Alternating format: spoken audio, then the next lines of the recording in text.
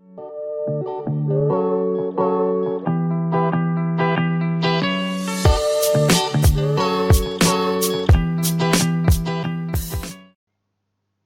grade 10. Welcome back with Unit 2, North Star, the consequences of fraud. Exactly, that's what we have been talking about. We're going to focus on reading 2 today. So let us go to page 32. Okay, here we are, reading 2, the Michelle Brown story, Identity Theft. Okay, the first thing, of course, what we look at is the vocabulary. Yes. Now, what are the bold-faced words that we are seeing here? Some of the bold-faced words that we are having here are fishy, astonishing, duplicate. What we see, what can we find on the next page? We see the word wary. Yeah. So, yeah, wary. Those are some of the bold-faced words that we're looking at for the vocabulary for this Reading 2 section of Unit 2, Reading and Writing. Which words and phrases do you know the meaning of? Now, that was something that you might know already, or maybe you're confused about it. Maybe you would want to look it up, use a search engine to look that one up, or maybe even want to write the word in Bahasa Indonesia on top of it. Go ahead and do that. And can you use any of the words or phrases in a sentence? Okay, I'm gonna ask you to pause your video, look at the bold-faced words. If you don't know the words, look them up. If you need to write the Indonesian word down, do so. And try to make a sentence with one of the words. Write that sentence down. So in the next Zoom meeting, you can tell me what your sentence is. Go ahead, pause your video.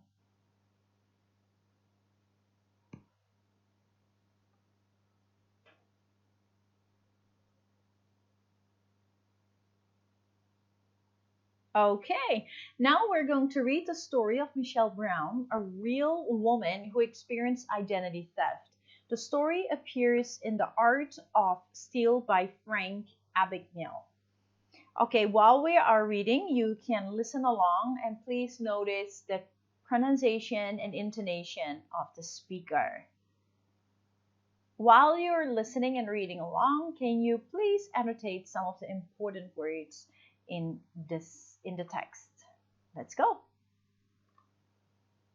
The Michelle Brown story, Identity Theft.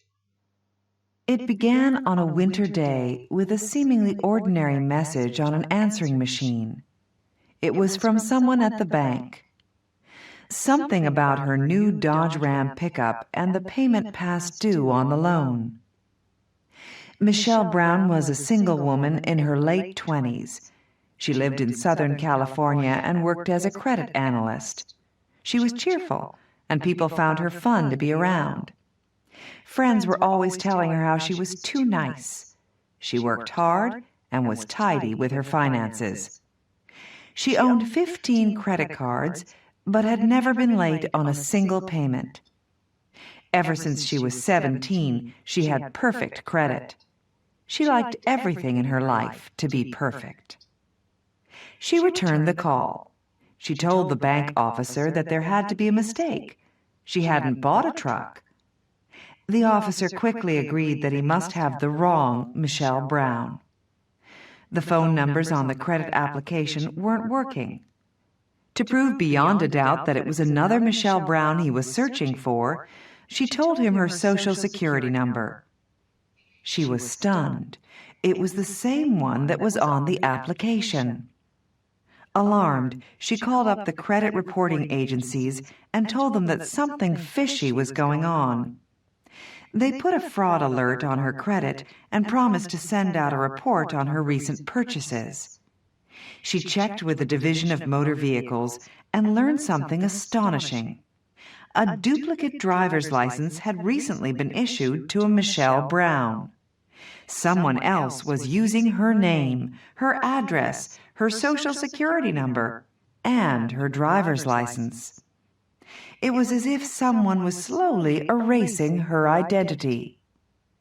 When her credit report arrived, there were delinquent bills on it for thousands of dollars, including a sizable phone bill and even a bill for liposuction treatments. What was this? She became afraid to open her own mailbox for fear of what new debt would be awaiting her.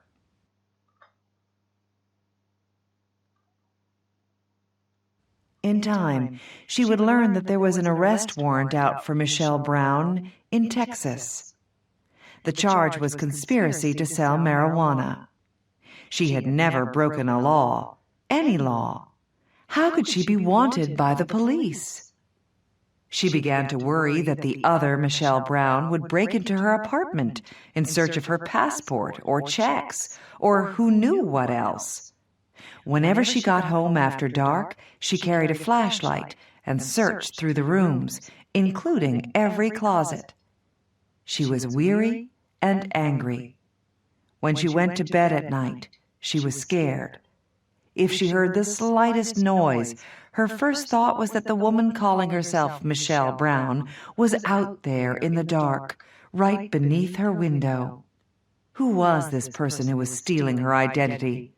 Why, of all the people in the world, did she pick her? And what did she want? Yes. So looking at the different words in context here, but the bold-faced words are the words in context. So it's not only that we look at vocabulary as in what the meaning of the word is, but also how the word or phrase is used within the context of a text. Many times you can already figure out what it means by just looking at the context. That's really cool, right? You don't necessarily have to look it up. Awesome. Okay, last time in reading 1, we talked about previewing and skimming in question analysis. Now, I want to go back there before we continue. Do you remember what previewing is? Right. When you predict the text type and the purpose, right? And we do that by looking at the title and looking at headings, if it does have headings, and the visuals of a text. Now in this case, this text doesn't have visuals, doesn't have headers, but it does have a title. So the Michelle Brown story, Identity Theft. So the topic is identity theft, and it's the story of this person called Michelle. So probably it will be written in chronological order because it is a story about someone's life, which always happens in a sequenced form. And the purpose is probably to inform the events that happened, in this case relating to the identity of hers that was stolen. So we preview in order to get the text type and purpose. If we look at this, it could be an article, it could be an essay, which is to inform in this case. Then when we skim, remember that? We skim to get the main idea of the text, which is basically only one statement, one sentence. Now you get the main idea, the general main idea of the text by reading the introductory paragraph. So the first paragraph, right, of a text, and the topic sentences. Every first sentence of every body paragraph is called the topic sentence. Now, by reading every topic sentence, you basically already get the main idea, and you can add the last paragraph if you want, which is the concluding paragraph. Remember last time that I explained to get to the general main idea, you look at the title, and you look at the introductory paragraph, especially the last sentence, which is the thesis statement, which holds the general topic and purpose. So, thesis statement equals general topic and purpose equals general main idea. Awesome. What about the sub-main idea? Yeah, sub-main ideas mostly are reflected through the headers, the subheadings, so smaller titles, and you can find them in the topic sentences, the first sentence of every body paragraph. So basically the topic sentence equals subtopic and purpose equals sub-main idea, meaning that that sub-main idea is far smaller than the general main idea, and that sub-main idea only covers one body paragraph, whereas the general main idea covers the whole text. Okay, Awesome. So when we skim introductory paragraph, every first sentence, and a concluding paragraph, and voila, you can come up with your general main idea. If you would want to know the main idea of one particular body paragraph, then you look at the topic sentence, because that will reflect the main idea, the sub-main idea of that particular body paragraph only. Knowing that every body paragraph talks about one subtopic. Awesome. Okay, that brings us to the next page, which is comprehension, in which you had to write down, mark the statements with a T for true or an F for false. And if you are able, you are going to rewrite the false statements to make them true. Okay, awesome. So how do we do this? Right. Annotate. Remember that? Underlining, circling, or highlighting the keywords in these statements. And then by focusing on the keyword, you're going to scan the text to find that keyword. Now, that brings us to another reading strategy, which is scanning. And in scanning, you're just looking over the text. You're not particularly reading the text. You're just looking over the text really fast. In particular, to find a specific keyword, and then you go like, okay, here it is, and then you go back a little bit, go back to the beginning of the paragraph, and then you read that paragraph up to the point where you have that keyword, and you keep reading until the end of the paragraph. So basically, you go through it until you find the keyword, and then you go a little bit back to the beginning of the paragraph and read until the end of the paragraph, and from there you can find your answer. Now, the keywords that you find in the statements, you underline. For example, Michelle Brown was careless with her finances. Careless, finances. One form identification was stolen from her. One identification stolen. Remember though that a lot is paraphrased, means that a lot is been, they use synonyms, different words, same meaning, but different wording. So sometimes you don't find the exact same keyword in the text when you scan, but you're looking for a keyword that has a similar meaning. Okay? Awesome. So I'm going to give you a little bit of time to annotate these sentences. Underline, circle, or highlight the keywords in every statement. Go ahead.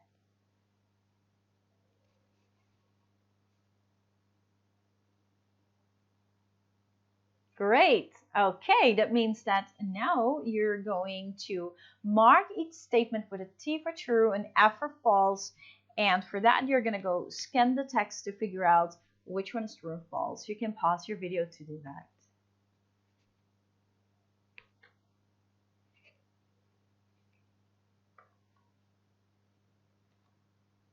Great. Okay, awesome. So what we talked about just now is the reading strategies. Previewing, the first one, previewing.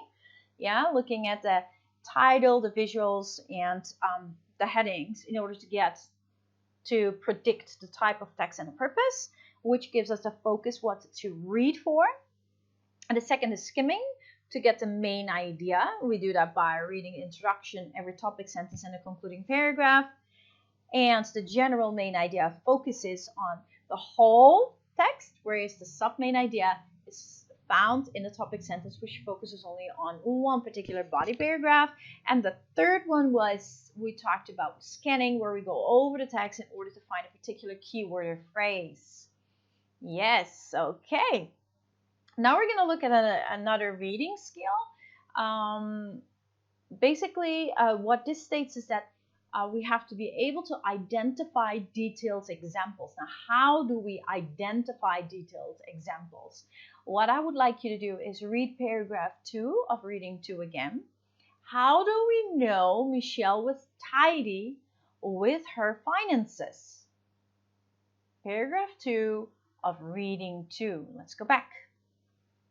One more. Okay, here we have paragraph 2. See, it's numbered already.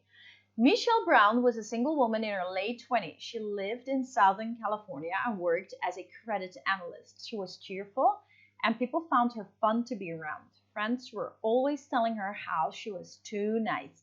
She worked hard and was tidy with her finances. She owned 15 credit cards.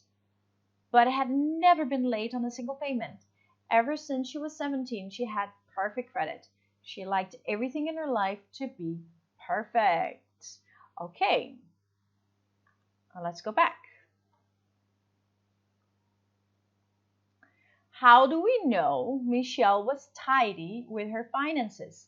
Underline the sentences or phrases and words that give information about how Michelle was tidy with her finances. Now, let's drop here, go down. To understand the main idea of a text, readers need to identify and understand the detailed examples that support and explain these ideas. Okay, let me go back for a bit. Just now I said that the general main idea of a text is found in the thesis statement, which is the last statement of the introductory paragraph, right?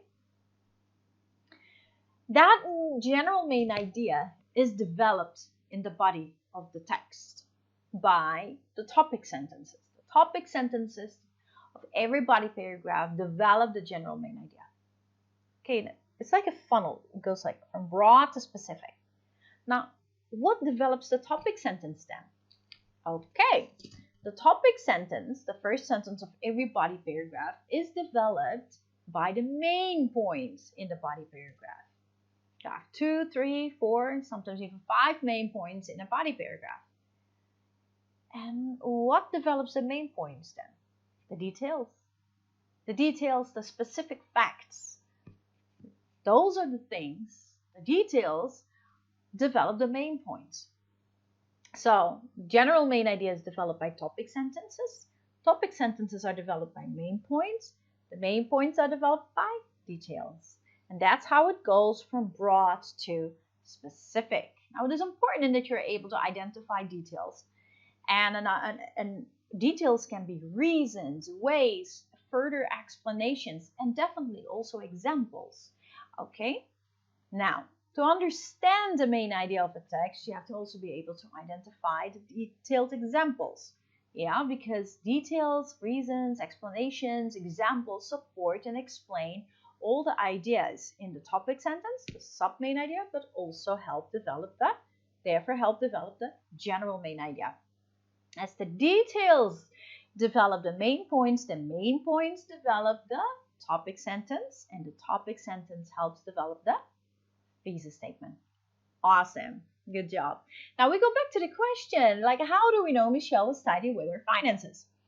Now the main idea, Michelle Brown liked her life to be perfect. Yeah. Detailed examples was she worked hard and was tidy in her finances. She had never been late on a single credit card payment, and ever since she was 17, she had perfect credit. These are the details. The yellow, the highlighted part, is the explanation of the main idea. The main idea is Michelle Brown liked her life to be perfect. Now that is very general. Well, how did she do that? Perfect as in what? As in how? So the explanation of this main idea is this. Well, her life is perfect because she worked hard, because she's tidy with her finances, she was blah, blah, blah, blah, blah. And that's how you can see that these details are the explanation to support this main idea. Signal words such as for example, for instance, such as, including, in addition, in fact, moreover, furthermore, however, on the other hand, are all transition words or phrases. They can also be called signal words. These signal words and transitional phrases help you to transit from one point to another. It helps you to connect one main point with another main point, one detail with another detail, one paragraph to another paragraph. It's kind of like the glue in your story to make it all connect and therefore become one complete story. Yeah, it explains the connection between the ideas and the details. For example, the main idea is Michelle Brown liked her life to be perfect. For example, Michelle worked hard and was tidy with her finances. In addition, she had never been late on a single credit card payment. In fact, ever since she was 17, she had perfect credit. So you can see that, for example, in fact and in addition are really helpful to make these details connect well and show a great support to the main idea. Now, the first sentence expresses the main idea, in this case, the sub-main idea, and the following sentences give detailed examples. This is the explanation. Yeah. Now, you know that details explain the main point, so this could be a main point. If it is the beginning of a body paragraph, it could be a sub-main idea. So it depends where it is at. If it's the thesis statement, it's the general main idea. If it becomes the first sentence of a body paragraph, it would become a topic sentence. And if it drops somewhere within the paragraph, then this could be a main point. Okay. The first sentence expresses the main idea. The following sentence gives detailed examples to support and explain that idea. Now, what you're going to do is you're going to read paragraph 4 and 5 of reading 2 again, and I want you to answer the questions. 1. Paragraph 4. What examples are given to explain Michelle's identity theft? 2. Paragraph 5. What examples of delinquent bills are mentioned? Okay, you got to annotate this. Examples, Michelle, identity theft. Examples, delinquent bills. Pause your video and answer the questions.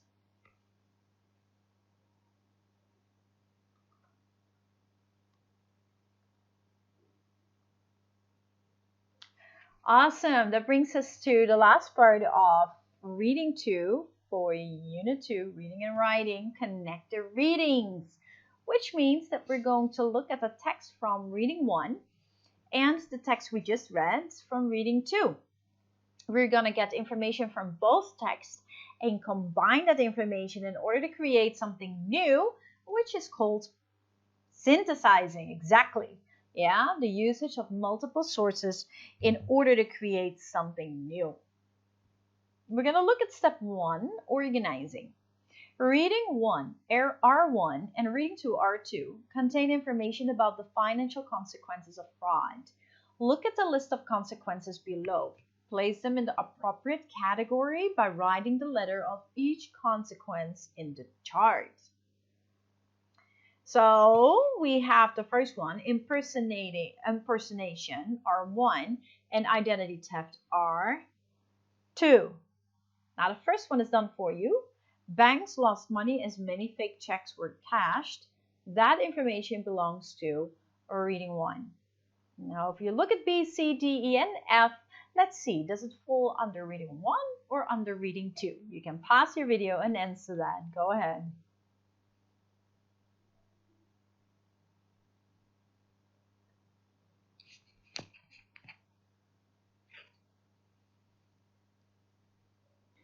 Great. Okay, now you have already categorized A until F, meaning that we got all our information already. Now we're going to synthesize. Imagine that Frank Abagnale is interviewing Michelle Brown for his book, The Art of the Steal. Now complete their conversation with information from the chart in step 1. So you can look at the chart, impersonation R1 and identity theft R2. Using that information, I want you to complete this conversation. Add detailed examples to support their ideas. So they already started this with the first part. Frank starting it. Fraud can often have financial consequences on more than one individual. I know that when I impersonated people, and you continue this sentence based on information above, based on this information. And that continues with what were the financial consequences when your identity was stolen? And to which Michelle replies, well, there were several. And you come up with information from here, placing it on the blanks and making it grammatically work. Okay, make it so and write it in such a way that this conversation really makes sense and is connected. Okay, you can pause your video.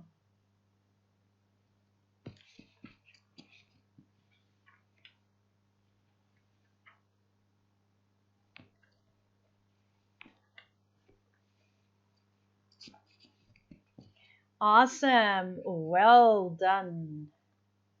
Great. Okay, that brings us to the end of reading to today. Um, what we did basically was we went over our vocabulary, looking at the words, like really what they mean and maybe even what it is in Bahasa Indonesia. You can always use a search engine for that, or just simple dictionary if you are the book kind of person. And then we looked at the words in context of a text. How do these words, boldface words, work in the context of a text?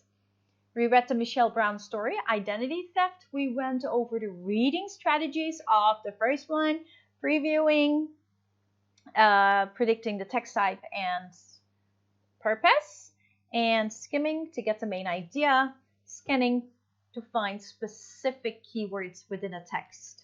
Very good.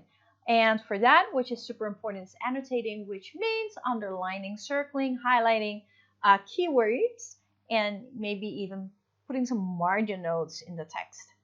We did comprehension questions, true and false.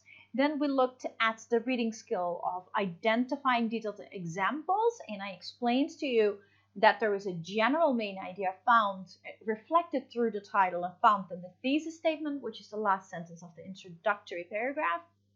Then I explained to you what a sub-main idea is, which is reflected through a heading, so that is a smaller title, and which is in every topic sentence, which is the first sentence of every body paragraph.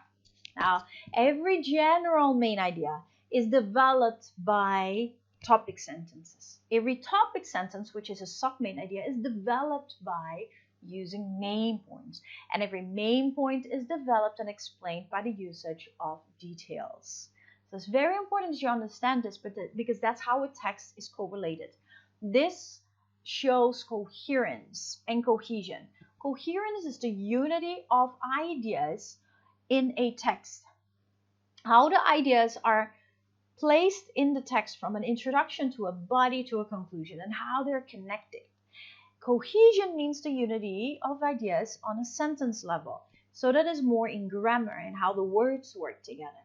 And therefore we also use signal words, and the signal words help us, which are also called transition words or phrases, that help us to connect every idea, the introduction to the body, from the body to another body paragraph, from the body to the conclusion, or even within one body paragraph, how one main point is connected to another main point. So it is all one writing or one text, which makes sense. And then we connected to readings, gathering information from two different sources of text, of reading 1 and 2, and connecting that and synthesizing it into a conversation. Awesome! You did a great job today. I'll see you soon.